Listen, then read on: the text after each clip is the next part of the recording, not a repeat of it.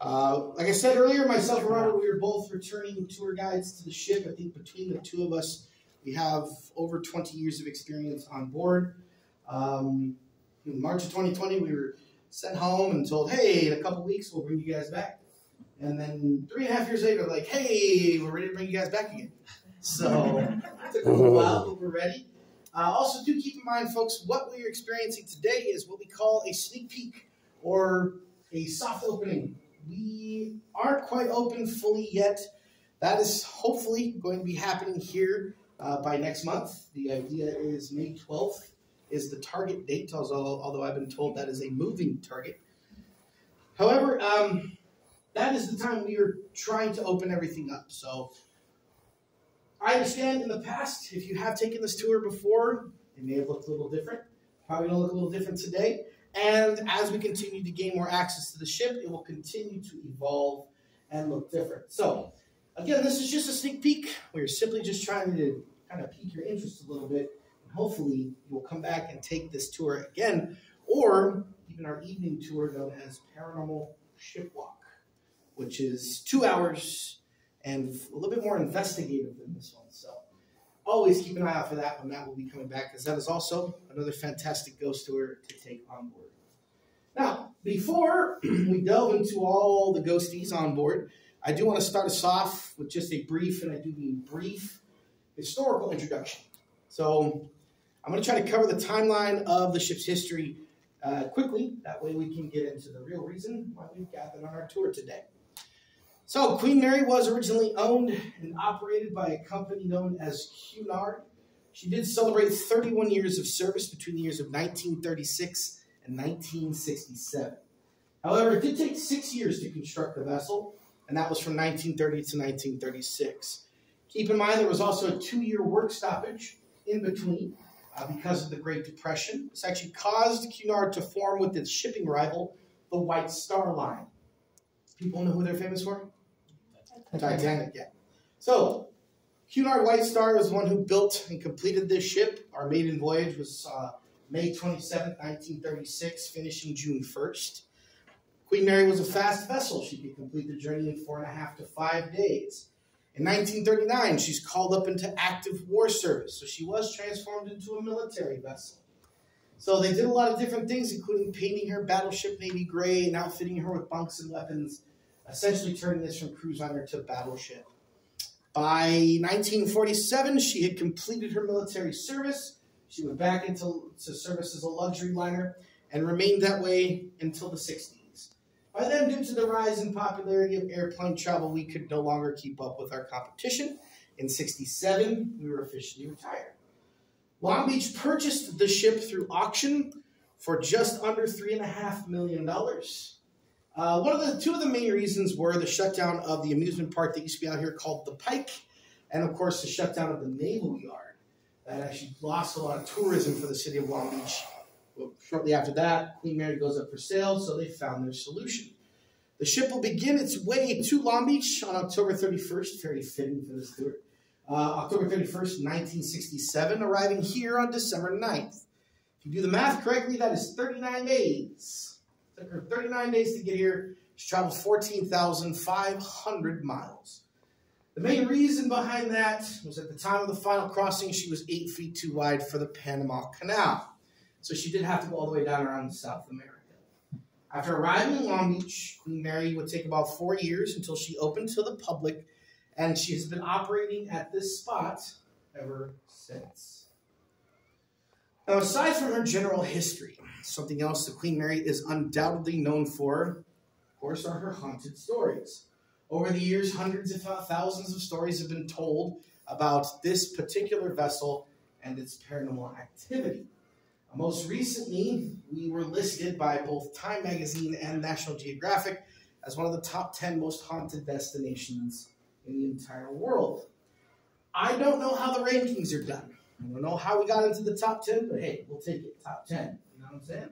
So, people constantly talk about Queen Mary. There have been movies that have been inspired by her hauntings. There have been movies that have been inspired by her ghosts. We used to have a Halloween event every year, and a lot of the monsters we had within that event were inspirations from the Queen Mary's own hauntings. So as you can see, it's a very popular location for the paranormal. Just about every ghost hunting show you can think of has been on board, including Ghost Hunters, Ghost Adventures, a show from England known as Most Haunted. Jack Osborne was here during the shutdown for the pandemic, and he did an investigation with his TV show, and several other independents and TikTokers, YouTubers, you name it. They've all investigated the ship. But why is the Queen Mary so paranormally active? Well, in our time as an ocean liner, we saw over 50 recorded deaths on board the ship. So this could be the reason why we are considered so active. Those deaths ranged anywhere from accidents to illness to natural causes, as well as other unknown factors. So the type of hauntings that we deal with on a daily basis are two. We actually deal with what we call either a residual haunting or an intelligent haunting. The residual haunting is said to be much like a replay, something that's just going to happen over and over and over again. It won't interact. It won't even know it's there. It's just sort of carrying on its daily life on repeat. The other is the intelligent haunting, which is the one that can interact with its environment. And it seems to not know it's dead.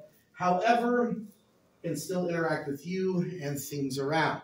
We experience both kinds on board, and we will be talking about both kinds as we make our way through the tour today. So, this is what brings us here to the Mauritania Room. Mauritania Room was originally a third-class main lounge. This is where they had just a lounge area. It was nicknamed the Garden Lounge and or the Wicker Lounge because of the type of furniture that they would use in here. As of today, or once, of course, we go back into full operation, this will be a room that you can use on a regular basis. Of course, you can rent out and host your own private events in here. Oftentimes, we do host even our own public events and things of that nature. However, the following story I do have for you occurred in this room in 1993. So there was a particular day that year that this room needed to be set up for an event. So two of our housekeepers were sent down to come in and clean. When they walked in, they said the room was pretty much looked just the way you find it right now. They said as they walked into this side of the room, on the opposite end, in the middle of where the mobile dance floor sits, they saw a woman sitting in a wicker chair. She had a long ball gown on, and she was simply just gazing forward. Now, don't get me wrong, that might seem out of place at any other space in the world, but here we host a lot of themed events. We also host a lot of weddings and receptions. So seeing somebody fully dressed up isn't really unusual.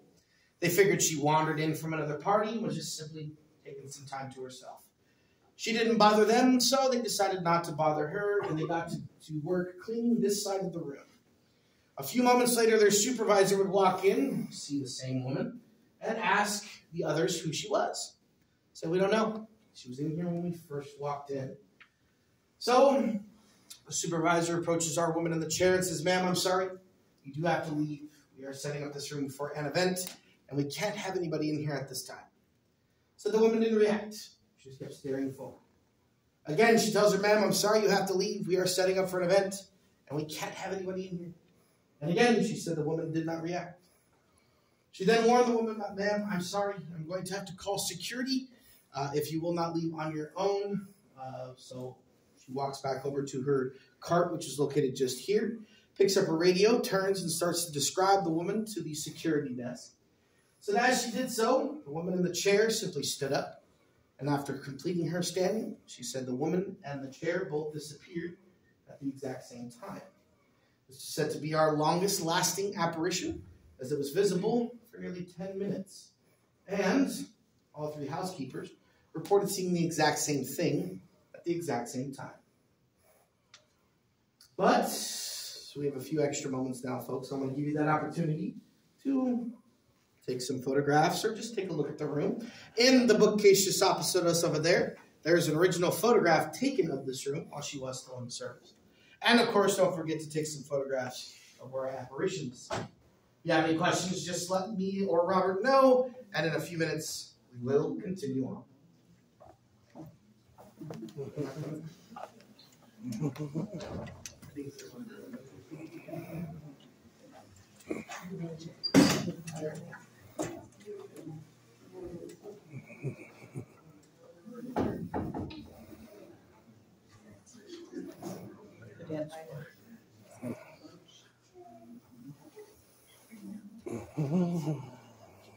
I'm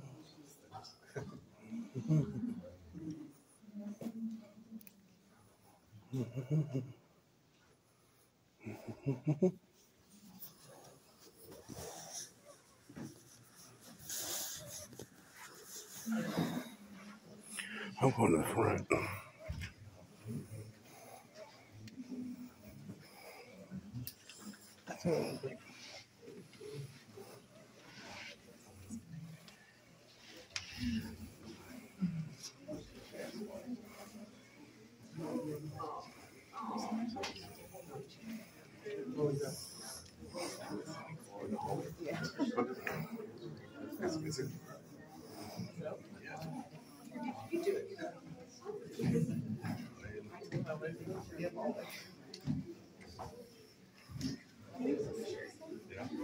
That's where people.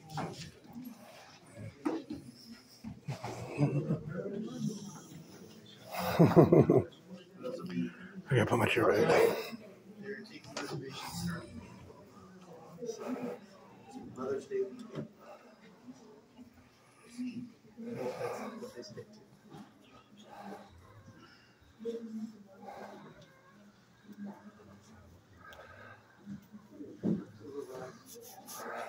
I turned it upside down.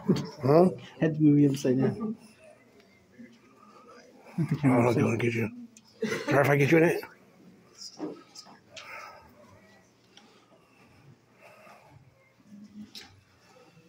All righty, everyone. We are going to continue from here. So what we're going to do next is we're going to head to the middle of M deck and stop by the Travel Bureau. That's where I have our next ghost story.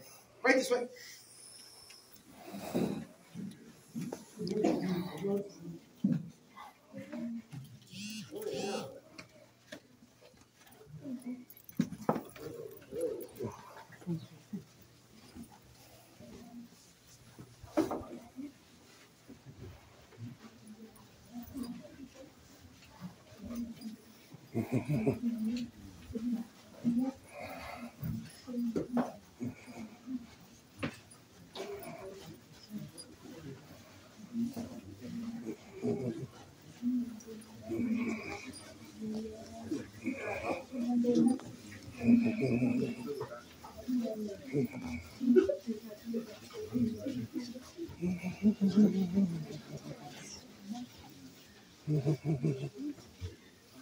We're walking down the hallway to the next level, to the next section for the ghost story.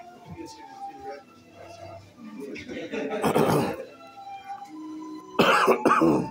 reason why I say that, and I'm not kidding, I've never heard this music before. You guys keep coming in. You can even sit on this little thing. Look right there. Just kidding.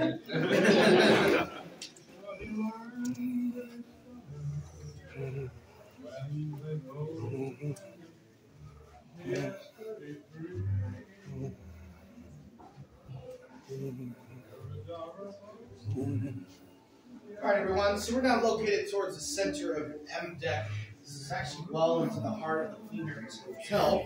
Do keep in mind that we will have 3 decks available with 347 hotel rooms once we go back into full service. So yeah, we are walking by the areas where the hotel guests will be staying, or if you happen to stay with us, where you will be staying when you're on board. But the next story that I do have for you involves our hotel elevators. Do keep in mind, at one time, we did have 24 functioning elevators for the passengers on board. As of today, we only have 2, and those are the 2 right over there.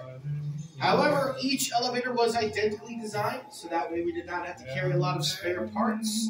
So if one broke down over the open seas, they could just interchange parts from another elevator. However, the one outside of us, closest to the port side of the ship, does contain our next story. Now, I cannot say that anyone did perish in the elevator, but for some reason, this particular entity, chose the wrong one. Anyways, this particular entity has chosen residency of the elevator itself. The story does come from us, or come to us from one of our former ticket agents on board the ship, and this was back in 2016. The woman said that she was here one morning to open one of our exhibits up on the sun deck. As she arrived to work, she was a few minutes late. She quickly got up to our attractions office, which is located on this deck here. She grabbed the paperwork necessary for opening the exhibit. She walks over to the elevators, and she hits the button to go up, waiting for one to arrive. Said as she was reviewing her paperwork, she noticed that the doors on the left-hand side were open. So without even looking, she just walks in, turns around, and waits for the doors to close.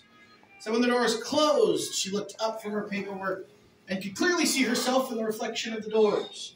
But to her right, what she thought she saw standing just behind her, was a woman in a blue dress. Now she figured she may have barged in on someone and didn't welcome them to the ship.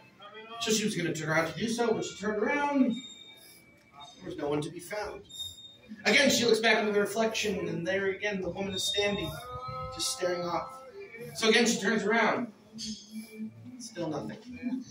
The third time she would look into the reflection, she notices the woman is now staring directly at her. Not only that, but it appears as if her hand is slowly raising from her side. That's the girl on the shoulder. But before any of this could happen, she said the doors flew open on subdeck. She felt a cold blast of air rush from behind her down the elevator. Excuse me. It was at that time that young lady dropped all of her things, walked off of our ship, and turned in her letter of resignation the following day. As you can imagine, folks, we do have a lot of turnover in some of our departments, particularly in the security detail as well as housekeeping, considering we have to go into many of these areas all alone. So if you're looking for a job, we're always hiring. In a moment here, folks, we're going to go down one deck to the hotel front desk area. We'll talk about our lobby hauntings. However, as we go down the stairs here, we are going to pass by many people have described the scariest room they've ever seen in their entire lives. Folks, I present to you the gym. Right, sweat, on the gym. I like the carpet. Pitch carpet.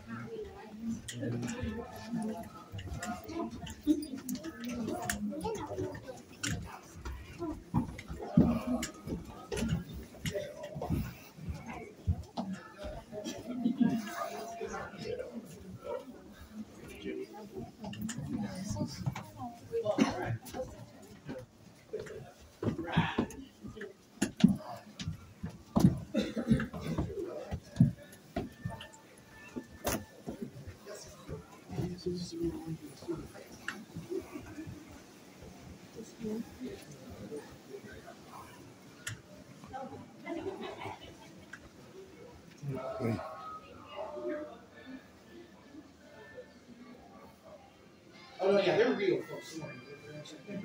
So you're okay. Don't worry about that.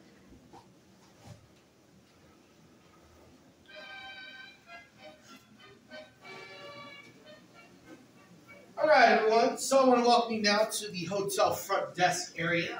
Although this was the original first-class boarding area of the ship, you would have boarded through the doors right over there, walked into this desk here, and received your stateroom assignment. This being our hotel front desk, it will serve pretty much the exact same purpose. The area around us has changed just a little bit. Here, where you find Starboard Lounge, originally would have housed the first-class passenger doctor's office. Small treatments can be done here. Queen Mary also traveled to a full-functioning hospital, and everything from open surgery to childbirth. And as far as I know in our histories, we had 2 children born on board. There's a little shop around the corner that we call Theodore's Treasures. If you don't know who Theodore is, he's the giant bear in our gift shop that's wearing the captain's uniform. Make sure you go say hi. He's one of our mascots on board. However, that is sort of like a snacks and sundries and gift shop for a lot of our hotel guests. But also did at one time house the Midland Bank, so that first-class passengers could do some baking out over the open seas. But the main reason for our stop here is this piano that's located next to me. This is original to the ship. As far as I know, the age is just over 100 years old. It was found in our third-class lounge, located down on B deck, which leads us to believe that at one time this would have been played by Liberace, as the poster says here. Liberace was on board many times in his crossings, and actually was the only celebrity to ever do a performance for our third-class passengers. So in doing so, this would have been a piano he would have used. Now, although we are doing our very best to deter people away from playing this piano, that doesn't mean that someone or something still doesn't choose to play it. So, we've had reports from our hotel guests who have stayed close enough to the front desk lobby area that at night they've heard a soft melody coming from the piano as if someone's playing it. They will call down to our hotel desk agents and ask them to quiet the person at the piano so they can get some sleep, which we have to inform them there's nobody sitting there. We've had others say as they've walked by, they've heard a few things. It sounds like somebody drags their fingers all across the keys. It also sounds like the key cover will lift up and then slam down violently. Others have even said that the piano bench has been known to move itself into different positions throughout the day. But there seems to be one entity tied to the piano itself, and that is the Lady in White. She's been seen standing at this piano, also seated at it, but she's also been tied to the Queen's Salon up on the promenade deck. We do believe she may have been a court bride who's traveled over to North America. But at that time, in order to pass through customs in the United States, you had to have somebody meet you at court. And unfortunately, the lady, her husband did not survive the war, so she did not make it into the United States. If she would have died on board, it's a very real possibility, considering the death penalty. So that is just an irritation of the Lady in White. Whoever she is, she seems to be tied to the entertainment on board, particularly the garage piano. But we are, as I said, still within the hotel. One of my favorite hotel stories comes to us from here, from ADAC in fact. This was just a few short years ago when an airline pilot was staying with us overnight, simply in between flights. So he had an early morning flight, and he really wanted somewhere just to lay his head down for a few hours. He checked into the hotel, got his stateroom, walked in, he took the toiletry bag out of his suitcase, put that into the bathroom, laid down. He said within about 5 minutes, he was already out. So about halfway through the night, he got this overwhelming feeling in his sleep like he wasn't alone in his room. That is when he said he rolled over, he looked to his right, and in the chair and table sitting next to him, which was empty when he had gone to sleep, he now noticed a gentleman in a three-piece suit, holding a newspaper, and a briefcase on the desk. Now, he felt that was a little odd since he checked in alone. But he felt maybe in his groggy-like state he was having a dream, so he rolled back over and he pulled one of these. He kind of pulled the covers over his head. We've all done it, don't lie. So, he said he rolled back over, started to fall back asleep, and the moment he did that, he heard what sounded like a loud crash come from his bathroom. Too tired to want to check things out, he just fell back to sleep. But he said in the morning when he woke up to check and grab his things, he walked into the bathroom, noticed his toiletry bag was lying in the middle of the bathroom floor. The contents of the bag itself had been poured out into the bathtub. So he quickly gathered his things together, checked out of our hotel, made sure he was early to his flight that morning. But if you plan on staying in the Queen Mary's Hotel once we reopen, I wish you good luck. Frank, this way, follow me.